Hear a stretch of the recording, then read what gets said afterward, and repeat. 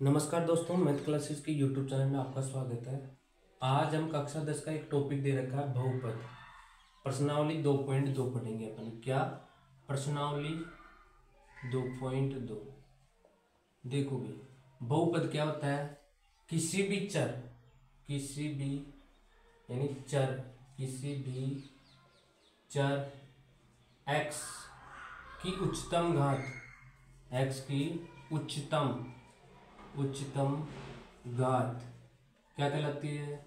उच्चतम घात। जैसे कोई भी चर है, उच्चतम घात बहुपद की घात कहलाती है। क्या कहलाती है? बहुपद की, ये कोई बहुपद की घात कहलाती है, घात कहलाती है। जैसे अपने पास एक एग्जांपल दे रखा है, जैसे क्या दे रखा है? जैसे अपने को दे रखा है 5x+2। यहाँ पर x की उच्चतम घात कितनी है? x की घात है 1। तो ये क्या होगा? बहुपद की घात कितनी है यहाँ पर? बहुपद की घात कितनी है यहाँ पर? 1। तो x चर है, चर की घात कितनी है? 1। तो ये एक घात का बहुपद है। इसको क्या बोलेंगे? एक घात का बहुपद। जैसे अपने पास दे दिया 5x² + 2x का 1। ये क्या है? इसकी उच्चतम घात कितनी है? x चर है, x की उच्चतम घात 2। तो इसको क्या बोलेंगे? दो घात का बहुपद। इसको क्या बोलेंगे? दो घात का बहुपद। एक घात को अपन बोल सकते हैं रेखिक बहुपद। क्या बोल सकते हैं इसको? रेखिक बहुपद। और इसको क्या बोलेंगे? दो घात के को द्विघात बहुपद। क्या बोलेंगे इसको? द्विघात बहुपद। जैसे मेरे पास कोई 3 घात का है, 5x³ + 2x + 1। अब इसकी उच्चतम घात कितनी है? 3। तो इसको क्या बोलेंगे? त्रिघाती बहुपद। क्या? त्रिघात बहुपद। समझ में आया? बहुपद के बारे में मैंने अध्ययन करा दिया आपको। त्रिघाती बहुपद बोलेंगे इसको, यानी 3 घात का बहुपद। अब आगे देखो, इसके अंदर प्रश्नावली 2.2 पढ़ेंगे अपन। प्रश्नावली 2.2 पढ़ने के लिए जिसको पहला प्रश्न दे रखा है, इसके अंदर विभाजन क्या दे रखा है? निम्न द्विघात बहुपदों के शून्यांक ज्ञात कीजिए और शून्यांकों तथा गुणांकों के बीच संबंध की सत्यता की जांच करनी है। अब देखो, इसके अंदर दे रखा है शून्यांक। क्या कोई शून्यांक किसे कहते हैं? जिसे बहुपद दे रखा है अपने कोई बहुपद, तो शून्यांक उसको कहते हैं कि उसका x यानी चर राशि का मान रखने पर वो क्या हो जाए? शून्य हो जाए। चर राशि का मान रखने पर क्या हो जाए? शून्य हो जाए। तो इसमें दो फॉर्मूले होते हैं। एक तो होता है शून्यांकों का योग, शून्यांकों का योग, शून्यांकों का योग। और एक होता है शून्यांकों का गुणनफल, शून्यांकों का गुणनफल, गुणनफल। अब ये किस में होता है? ये होता है द्विघात बहुपद में। द्विघात बहुपद का जो मानक रूप होता है वो होता है ax² + bx + c = 0। जहां पर a b c कोई वास्तविक संख्या होगी, रियल नंबर हो जाएगी। a b c कोई वास्तविक संख्या हो जाएगी, और a b c कोई वास्तविक संख्या हो जाएगी, और क्या हो जाएगा? a ≠ 0। a कभी भी 0 नहीं। अगर ये 0 हो जाएगा तो ये पूरा ही 0 हो जाएगा। बच जाएगा क्या? bx + c, यही तो बच जाएगा। तो ये क्या है? एक घात का रेखिक हो जाएगा, द्विघात का नहीं रहेगा। तो a ≠ 0। अब ये फॉर्मूला इसमें लगेगा भाई। शून्यांकों का योग क्या होता है? -x का गुणांक, -x का गुणांक बटा x² का गुणांक, x² का गुणांक, -x का गुणांक, -x का गुणांक बटा x² का गुणांक। अब देखो -x का गुणांक, इसमें देखो x का गुणांक क्या है? b दे रखा है। तो इसको लिख सकता हूं -b/x² का गुणांक क्या है यहाँ पर? a। तो -b/a। आप शॉर्ट में ये याद रख सकते हो, -b/a। दूसरा गुणनफल क्या होता है? अचर पद। अचर पद क्या है यहाँ पर? c। क्या है अचर पद? अचर पद x² का गुणांक, अचर पद x² का गुणांक। तो अचर पद क्या है यहाँ पर? c, और x² गुणांक a, तो c/a। ये दोनों फॉर्मूले हैं, इनको याद रखना है आपको। आगे देखो, क्वेश्चन देखेंगे अपन 2.2 का। पहला क्वेश्चन देखो क्या दे रखा है। ये दे रखा है इसके अंदर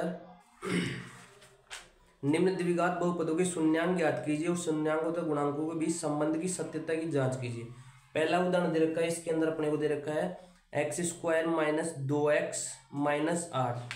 अब देखो इसमें पहला दे रखा है, पहला क्वेश्चन देखो, x square minus 2x minus के 8, x square minus 2x minus के 8। अब इसमें अपने को निकालना क्या है, शून्यांक निकालना, यानी शून्यांकों के बीच संबंध की सत्यता की जांच भी करनी है अपने को। देखो इसके अंदर क्या है भाई, अब देखो मैंने बताया था, अपने जो रूप देखा था एक्स स्क्वायर प्लस का बी एक्स प्लस सी, इस रूप में है क्या ये, तो ए की जगह क्या है यहाँ पर 1, बी की जगह क्या है -2, सी की जगह क्या है -8। समझ में आ रहा है। तो देखो अपन इसका गुणनखंड करते हैं, पहले क्या आ रहा है, यानी टुकड़ा करने पर कितना है 8 आए, गुणा करने पर, और जब इसका तोड़ूंगा तो कितना है 2 आए माइनस के, तो 4 दूना 8, 4 में से 2 गए तो 2 ही तो बच रहा है भाई। यहाँ पर मैं लिख सकता हूँ एक्स स्क्वायर माइनस के 4x प्लस के 2x माइनस के 8। मैंने इसका गुणनखंड कर दिया भाई। अब इन दोनों में क्या लेना है, कॉमन लेना है। इन दोनों में कॉमन क्या आ रहा है x, तो यहाँ पर क्या बचा x माइनस 4, यहाँ पर क्या बचा x माइनस 4, दोनों कोष्टक बाहर आ जाएंगे, x माइनस 4 और यहाँ पर क्या बचेगा x प्लस 2 बराबर, ये चल रहा है अपने के पास क्या है x माइनस 4 और x प्लस 2।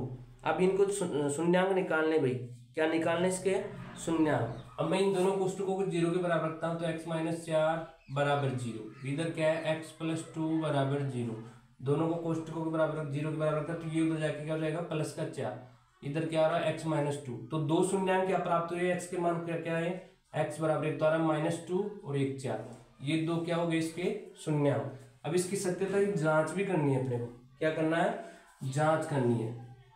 देखो जांच करता हूं, जांच भी करनी है इसकी, कैसे करेंगे, मैंने बोला था शून्यांकों का योग, शून्यांकों का योग क्या होता है, शून्यांकों का योग -b/a होता है ना, -b/a, तो -b/a, b क्या है -2, तो माइनस तो है ही, माइनस का 2 अपॉन ए क्या है 1, कितना आ रहा है माइनस माइनस प्लस, यानी 2 आ रहा है, योग 2, और गुना क्या आ रहा है शून्यांकों का गुणनफल, यानी शून्यांकों का गुणनफल क्या आ रहा है, गुणनफल क्या आ रहा है भाई, c/a होता है सूत्र, तो c क्या दे रखा है यहाँ पर -8 अपॉन a क्या है 1, तो कितना आ रहा है -8। अब यहां से देखो कि इन दोनों को जब मैं ऐड करता हूं तो क्या आ रहा है -2 प्लस के 4, दोनों को ऐड किया तो क्या आ रहा है यहाँ पर शून्यांकों का योग क्या आ रहा है, शून्यांकों का योग क्या आ रहा है भाई, दोनों को मैं जब ऐड करूंगा तो क्या आएगा माइनस का प्लस का 2, क्या आएगा प्लस का 2, तो यहाँ पर भी योग क्या आ रहा है प्लस का 2। जब इन दोनों को मैं मल्टीप्लाई करूंगा तो 4 दूना 8, कितना आ रहा है -8, तो -8, यानी ये शून्यांक इसके सही है भाई। संबंध की सत्यता की जांच हो गई ना, उतार लो इसको। ऐसे इसमें दूसरा करना है, तीसरा करना है, चौथा करना है और पांचवा और 6 क्वेश्चन दे रखा है। जैसे इसमें मैं पांचवा करके दिखाता हूँ वापस आपको, क्या दे रखा है इसमें पांचवा में दे रखा है t² - 15, क्या दे रखा है t² - 15,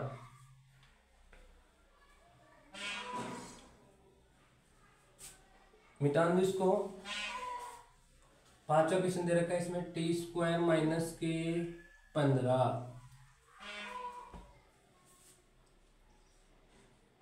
t² - 15, मैं इसको ऐसे लिख सकता हूँ, देखो t² तो है, इसको मैं √15 लिख सकता हूँ, 15 का स्क्वायर, तो इसमें एक सरसमीका लग जाएगी भाई, a² माइनस का b², क्या होता है एक बार प्लस में होता है, मैंने लिखवा रखी है a माइनस b, ये होता है। अब देखो एक बार प्लस में लिख दूँ t माइनस √15 और एक बार किस में लिखूंगा t प्लस √15 बराबर क्या 0 चल जाएगा। दोनों के गुणनखंड हो गए ना, दोनों के क्या हो गए गुणनखंड हो गए। अब देखो यहाँ पर जब मैं इन दोनों को 0 के बराबर रखूंगा t माइनस √15 बराबर 0, इधर क्या दे रखा है t प्लस √15 बराबर 0, तो 0 के बराबर रखते ही t का मान आ जाएगा यहाँ पर √15, इधर क्या आएगा t बराबर माइनस के √15, तो ये दो शून्यांक प्राप्त हो गए ना। तो शून्यांकों का योग करूंगा जब मैं, क्या आएगा शून्यांकों का योग, दोनों को जोड़ूंगा तो √15 तो है ही, माइनस के रूट 15 यानी 0 आ रहा है। दूसरा गुणनफल क्या हो रहा है इसका, गुणनफल देखो रूट 15 गुणा रूट 15 क्या आ रहा है 15। अब यहाँ पर अपन को जांच करनी है भाई, सूत्र से करना है तो शून्यांकों का योग, शून्यांकों का योग क्या होता है माइनस बी अपॉन ए होता है ना, माइनस बी अपॉन ए। तो माइनस बी क्या है, बी क्या होता है एक्स का गुणांक होता है, तो यहाँ पर एक्स है क्या नहीं है ना, तो 0 हो जाएगा। दूसरा शून्यांकों का गुणनफल क्या होता है, शून्यांकों का गुणनफल क्या होता है सी अपॉन ए, सी अपॉन ए। तो सी क्या दे रखा है यहाँ पर, सी दे रखा है ये ना माइनस के 15 अपॉन सी अपॉन ए, सी अपॉन ए। ये क्या आ रहा है यहाँ पर, सी दे रखा है अपने को 15 और सी अपॉन ए क्या है 1, तो कितना आया 15। जब यहाँ भी 15 आ रहा है यहाँ भी 15 आ रहा है, लेकिन ये माइनस का 15 आ रहा है भाई यहाँ पर, तो सत्यता नहीं है ना ये। तो टी स्क्वायर का मान टी माइनस रूट 15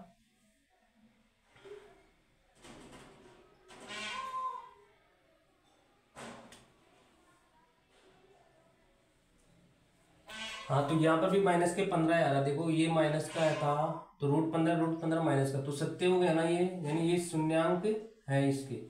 समझ में आया दोनों क्वेश्चन। ऐसे ही इसमें आगे क्वेश्चन दे रखा है भाई, एक द्विघाती बहुपद ज्ञात कीजिए जिनके शून्यांकों का योग और गुणनफल दे दिया अपने को, क्या दे दिया, दी गई संख्या। प्रश्न नंबर 2 देखो भाई,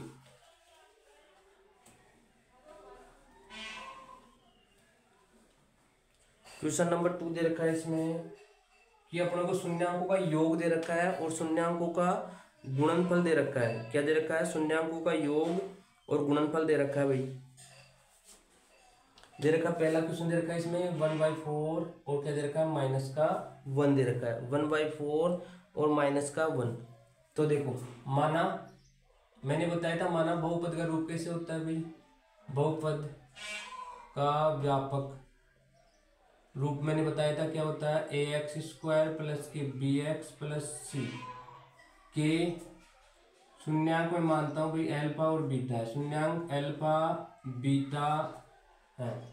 तो ये बोल रहा है शून्यांकों का योग तो 1/4 है और गुणनफल क्या है -1। तो शून्यांकों का योग यानी अल्फा प्लस बीटा कितना दे दिया भाई 1/4 और गुणनफल कितना दे रखा है अल्फा बीटा कितना दे रखा है -1। अब मेरे को क्या करना है भाई, देखो ये तो 1/4 है, अल्फा बीटा का योग कितना यानी b अपॉन ए, क्या होता है सूत्र, शून्यांकों का योग होता है ना माइनस का b अपॉन ए, ये तो होता है, और ये क्या होता है c अपॉन ए। जैसे मैंने यहाँ पर लिख दिया माइनस के b अपॉन ए कितना दे दिया 1/4, ये दे रखा है ना माइनस का b अपॉन ए बराबर 1/4 और c अपॉन ए क्या दे रखा है -1। तो अपने को देखो यहाँ पर a का मान कितना है 4, b का मान कितना है -1, c का मान -1। a का मान भी अपने को क्या करना है, यहाँ 1/1 लिख दूं तो इसको बराबर करना है, यानी c अपॉन ए को किससे मल्टीप्लाई कर दूं 4 से मल्टीप्लाई कर दूं तो कितना आ रहा है ये -4, नीचे क्या आ रहा है 4। तो a का मान कितना आ गया 4, यहाँ भी a का मान कितना है 4, यहाँ लिखोगे आप a बराबर कितना है 4, b बराबर कितना आ रहा है, b बराबर आ रहा है -1 और c बराबर कितना है भाई, c बराबर कितना है -4। अब ये मान इसमें पुट करने हैं अपने को, देखो ax², a की जगह क्या रखूंगा 4x² माइनस b की जगह क्या रखूंगा -1 तो x, c की जगह रखूंगा -4। तो ये क्या हो गया भाई, ये बन गया ना बहुपद, तो ये क्या बन गया बहुपद। ये निकालना था, इसमें बहुपद निकालने थे अपने को, समझ में आया। ax² x -4 होगा द्विघात बहुपद प्राप्त हुआ, समझ में आया। 4x² -x -4। ऐसे ही मैंने प्रश्नावली 2.2 के पूरे क्वेश्चन होंगे, बाकी नहीं आए तो कमेंट करना। थैंक यू दोस्तों, वीडियो अच्छा लगे तो उसको लाइक और शेयर जरूर करना। थैंक यू दोस्तों।